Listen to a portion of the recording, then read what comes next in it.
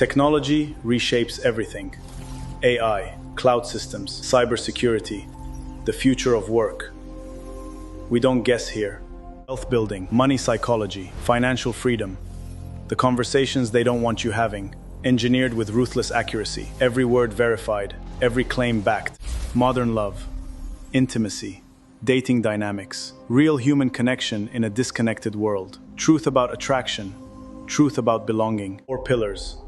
Endless conversations. Research-driven, LM-enhanced, human-validated. No fluff, no filler, just truth. We cut through the noise. Research-driven conversations. Truth delivered hard. Spirituality, discipline, mindset. Becoming who you're meant to be. Endless conversations. No filler. Stay curious. Welcome to the Robert Joodat Podcast. Thank you for listening to the Robert Joodat Podcast, available on Spotify and all other major platforms. In the year 2000, 2 guys walked into Blockbuster's headquarters and asked to be bought out for $50 million. The Blockbuster executives literally laughed them out of the building. Those 2 guys were the founders of Netflix. Today, Netflix is worth over $420 billion. Blockbuster has 1 location left on Earth. Today, we're breaking down the full Netflix story, how it evolved from a DVD mailer into a global streaming empire, what its business model actually looks like under the hood, how it rewired the way an entire planet watches stories, and where it's headed next. By the end of this episode, you'll understand why Netflix keeps winning even when everyone says the streaming wars are over, and what the real risks are that could actually slow it down. I've got someone here who has been deep in this story, so let's get into it. So the origin story is genuinely wild if you go back to it. Netflix was founded in 1997 by Reed Hastings and Mark Randolph in Scotts Valley, California. And the original idea was not streaming, it was DVDs by mail.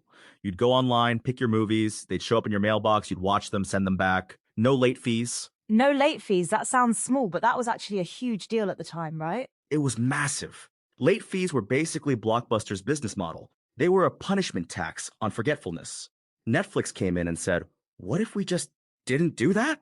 And that single psychological shift, making entertainment feel consequence-free, is what started breaking Blockbuster's grip on consumers before a single bite of video was ever streamed.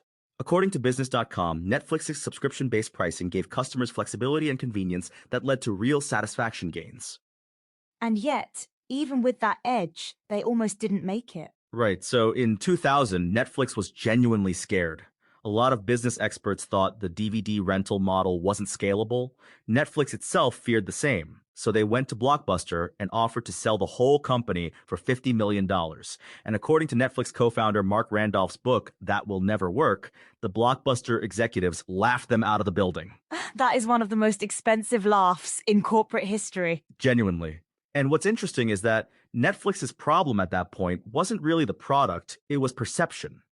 As one analysis put it, Netflix wasn't fighting against competitors, it was fighting against human behavioral laziness. People had been driving to the video store for decades. There was no reason in their minds to change. Netflix had to shatter that mental category entirely. So how did they actually break through that? Because going from people don't see the point of us to we are the point is a massive leap. They refined the logistics, made the mail delivery faster, and built out recommendation algorithms early, like from the DVD era. According to a case study published in the Journal of Information Technology, Netflix distinguished itself early by using customers' past preferences, ratings, and interactions to suggest movies and shows. That algorithmic thinking was baked in from the very beginning. So the recommendation engine isn't a streaming era invention. It goes all the way back to the DVD days. Exactly. And then in 2007, everything changed. Netflix launched its streaming service.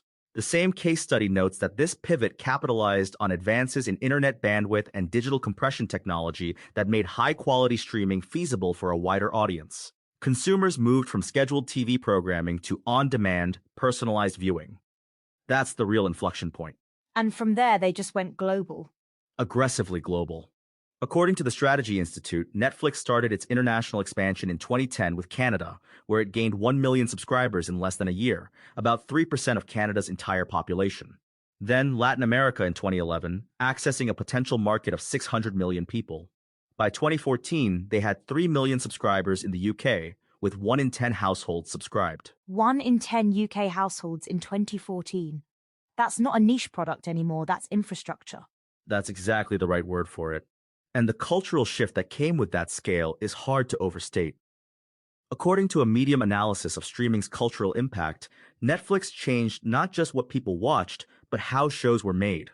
By dropping full seasons at once, they created binge-watching as a behavior, and that term, binge-watching, is something Netflix essentially popularized. It's now a verb that defines how a generation consumes stories. Yeah, and think about what that did to storytelling itself. Writers and showrunners had to completely rethink structure because they weren't writing for weekly cliffhangers anymore. They were writing for someone who'd watched 6 episodes in a row on a Saturday. Completely. The success of shows like Stranger Things and The Crown, which are cited specifically in the cultural impact research, highlights how Netflix shaped contemporary storytelling. These weren't just popular shows. They became shared cultural events that people talked about globally, simultaneously, in a way that weekly TV never quite managed. And Squid Game is probably the clearest example of that going truly global, a Korean language show becoming the most talked about piece of content on the planet. Statista specifically calls out Squid Game alongside Stranger Things and Bridgerton as shows that made original programming integral to Netflix's continued success. And that's the business model insight hiding inside the cultural story. Original content isn't just a creative choice, it's a competitive moat. You can't watch Stranger Things anywhere else. Okay, so let's get into the actual business model, because I think a lot of people think of Netflix as just the subscription thing, but it's gotten a lot more complicated than that. Yeah, so the core is still subscription revenue. You pay monthly, you get access, but the layers on top of that have multiplied. According to PitchGrade's 2026 analysis, Netflix generated $45.18 billion in annual revenue, growing 17.6% year over year, with a market cap of $420.67 billion. Gross margin is sitting at 48.5%, operating margin at 24.5%. Those are genuinely impressive margins for a company spending billions on content. And the subscriber picture is equally striking. According to DataRefs, Netflix reached 301.6 million subscribers. That was actually the last year it publicly reported subscriber counts. Starting in Q1 2025, Netflix stopped sharing quarterly subscriber numbers and shifted focus to overall revenue and key milestones instead. Wait, they just stopped reporting subscribers? That's a pretty bold move. Why would they do that? It's a signal about how they want to be measured. When subscriber growth was the story, you reported subscribers. Now the story is revenue per user, advertising revenue, engagement time, more nuanced metrics. And honestly, it also removes a number that analysts can use to spook investors if growth slows in a particular quarter. Smart. Control the narrative by controlling the metric. Exactly. And the ad-supported tier is a huge part of why the revenue story is more interesting than the subscriber count. According to DataRefs, about 30% of Netflix's subscribers are now on ad-supported plans, with most new subscribers in 2025 joining those tiers. And according to Statista, nearly half of new signups in the US in early 2025 went to the standard with ads tier, more than double the share from 2023. So people are actively choosing the cheaper ad-supported option, and Netflix is fine with that because they're making money on the ads. More than fine. According to A-Invest, the ad-supported tier is projected to generate over $4 billion in annual revenue by 2026. And Netflix's co-CEO Gregory Peters said in a conference call reported by Indexbox that the company plans to roughly double its advertising business to about $3 billion. So ads are becoming a real second engine for this company. And then there's the live content push, which feels like a completely different bet. It is a different bet, and it's a big one. According to A-Invest, Netflix has a $5 billion 10-year partnership with WWE. They've done NFL Christmas Day games. The 2024 Taylor vs. Serrano boxing match drew record viewership, and the NFL game alone generated between $25 and $35 million in ad revenue. Live content is how you get people to show up at a specific time. It's the antidote to the on-demand model's one weakness, which is that nothing feels urgent. That's a really interesting tension. Netflix built its whole identity around watch whenever you want, and now it's deliberately creating must-watch right-now moments. And it makes total sense strategically. Co-CEO Theodore Sarandos outlined 3 priorities in that same Indexbox conference call report: enhancing member value through content including originals, live sports, and games, leveraging technology for better service and content discovery, and improving monetization through advertising and pricing. Live sports sits right at the intersection of all three. Games is interesting too. That's not something most people associate with Netflix. It's still early, but it's part of the same logic. Keep people inside the Netflix ecosystem for more of their entertainment time. And when you look at the scale of the opportunity they're describing, it makes sense to expand. According to Indexbox, Netflix estimates its total addressable revenue at $670 billion as of 2026, and it's only captured about 7% of that. 7% of a $670 billion market. And they have 325 million subscribers. Right. And they also said they account for only 5% of TV view share globally. So despite being the dominant streaming platform in the world, by their own math, they're still in the early innings of capturing their actual opportunity. That's the bull case in one number. Okay, but let's be real. There are real risks here too. It's not all upside. Absolutely. Forbes published a piece from the Trefis team in March 2026 laying out 3 specific risks. The first is regulatory. The DOJ initiated a wide-ranging antitrust investigation into Netflix's market power over filmmakers, referencing the Sherman Act. Civil investigative requests were made to producers about Netflix's industry influence. That's not a small thing. An antitrust investigation is a serious headwind. The second risk is margin pressure. Netflix's 2026 operating margin guidance is 31.5%, which Forbes notes is below consensus forecasts. Management itself described a bumpier profit trajectory with increased spending anticipated. Content expenditure is being raised to $20 billion. You're spending more to stay competitive, which compresses the margins that investors love. And the third, slowing growth in established markets. The US and Canada, what Netflix calls the UCAN region, are the most valuable subscribers by revenue per user. According to Statista, North American subscribers generate $17.3 per user on average in a quarter, versus $11.1 in EMEA. But those markets are saturating. Price increases have already happened, and analysts anticipate significant growth slowdowns in 2026 as a result. So the high-value customers are the hardest to grow, and the growing markets are lower revenue per user. That's a real squeeze. It is, and the competitive landscape isn't getting easier. A-Invest points to Disney+, Amazon Prime Video, and the potential consolidation around Warner Bros. Discovery as ongoing threats. The streaming wars aren't over, they've just entered a more expensive, more complex phase. And yet Netflix keeps finding ways to stay ahead. Like the password-sharing crackdown that was supposed to be a disaster for subscriber numbers, and it actually worked. That's a great example of Netflix doing something that felt risky and executing it well. According to DataRefs, after losing subscribers in early 2022, Netflix grew again through the lower-priced ad-supported tier and the global crackdown on password sharing. People who were freeloading off someone else's account either signed up or switched to the cheaper ad tier, and both outcomes were good for Netflix. It's almost like they turned a problem into a product. That's exactly what they did. And it connects back to something deeper about how Netflix operates. According to the Autobics.com analysis of the Netflix case, Netflix understood before anyone else that the future wasn't content ownership, it was access to it. And then they kept reapplying that insight. Access to movies, access to original series, access to live sports, access to games. The model keeps expanding. There's also something worth noting about the geographic diversity of their content now. It's not just American shows going global, it's genuinely local content finding global audiences. And that's a strategic investment, not an accident. According to A-Invest, Netflix is spending $19 billion on localized content to combat churn in mature markets. Squid Game is the obvious example, a Korean-language show that became a global phenomenon. That kind of cross-cultural reach is something traditional Hollywood studios genuinely struggled to achieve. And Statista also mentions that Netflix is now doing theatrical releases, re-releasing K-pop Demon Hunters and a premiere episode of Stranger Things in cinemas. That's a fascinating move for a company that was supposed to be killing movie theaters. It shows how the lines between streaming and theatrical are blurring. Netflix isn't anti-cinema, it's just not constrained by the old distribution model.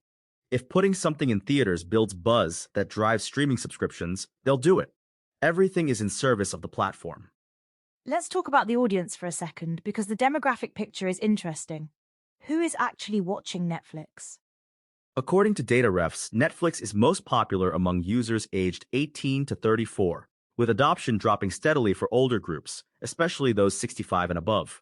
And globally, users are spending more than 3 hours per day on the platform. In the US, Netflix makes up over a quarter of daily video streaming for adults. 3 hours a day. That's not background noise, that's a primary entertainment relationship. And that engagement is what makes the advertising business so attractive. If you have someone's attention for 3 hours a day, advertisers will pay serious money to be in that space. The ad-supported tier isn't just a cheaper entry point, it's a data and attention play. Which brings up an interesting tension. Netflix built its reputation on being the ad-free alternative to traditional TV. Now it's becoming traditional TV. That's a fair challenge, but I'd push back slightly. The ad experience on Netflix is still different. It's opt-in, it's lower volume than broadcast TV, and the content quality is still the draw. Traditional TV was ads first, content second. Netflix is content first, ads as a monetization layer for people who want a lower price point. The power dynamic is different. That's a good distinction. And the content spending reflects that priority. $18.6 billion on original productions in 2025, according to Statista. That's an enormous bet on content as the core product. And it has to be, because content is the only real moat. Technology can be copied, pricing can be matched, but a library of beloved original shows that people grew up with, that's sticky in a way that's hard to replicate. The Journal of Information Technology case study frames Netflix as a platform organization that keeps leveraging new technologies to enhance user experience and business models. Cloud computing, AI for recommendations, now potentially AI for production, the tech keeps evolving in service of the content. And speaking of the future, co-CEO Peters said in that Indexbox conference call that Netflix is entertaining an audience approaching 1 billion people as subscriber numbers grow. 1 billion people. That's a number that's hard to wrap your head around. It is, and the penetration data makes it even more striking. Netflix estimates its current penetration of addressable households with good data and a smart TV is under 45%. So even in the markets where it's strongest, more than half of the potential audience isn't subscribed yet. The runway is genuinely long. Okay, so when you step back from all of this, the DVD mailers, the blockbuster rejection, the streaming pivot, the global expansion, the ads, the live sports, the $670 billion addressable market, what's the actual through line here? Here's what this really comes down to. Netflix has survived and thrived by being willing to disrupt itself before someone else does. They went from DVDs to streaming before streaming was obvious. They went from licensing content to making their own before that was standard. They went from ad-free to ad-supported before the economics forced them to. Every time the old model started to plateau, they built the next one. And the risks we talked about, the DOJ investigation, the margin pressure, the UCAN slowdown, those are real. But they're the risks of a company that's big enough to attract regulatory attention and ambitious enough to spend aggressively on the next phase. Exactly. And the cultural piece matters here too. Netflix didn't just build a business, it built a behavior. Binge watching, the idea of dropping a full season at once, the global water cooler moment around a show like Squid Game, these are things Netflix invented or popularized. That cultural imprint is a form of brand equity that doesn't show up on a balance sheet but is very real. And for anyone watching this company, whether you're a subscriber, an investor, or just someone who's curious about where entertainment is going, the key insight is that Netflix still thinks it's early. 7% of a $670 billion market. 5% of global TV view share. Those numbers say the story isn't close to over. And that's the most counterintuitive thing about Netflix in 2026. It's the biggest streaming platform on Earth. It has 325 million paid members. It's worth over $420 billion. And by its own math, it's barely gotten started. Which brings us all the way back to where we started. The executives who laughed Netflix out of the building in 2000 thought they were looking at a company that had already hit its ceiling. Turns out the ceiling was the floor. And that's the lesson that goes beyond Netflix. The companies that look marginal, that are fighting against established habit, that have a perception problem more than a product problem, those are sometimes the ones rewriting the whole category. Netflix is the case study that every startup founder and every legacy media executive should be studying right now, for completely opposite reasons. So here's what to take away from today. Netflix's evolution isn't a straight line. It's a series of deliberate pivots, each one building on the last.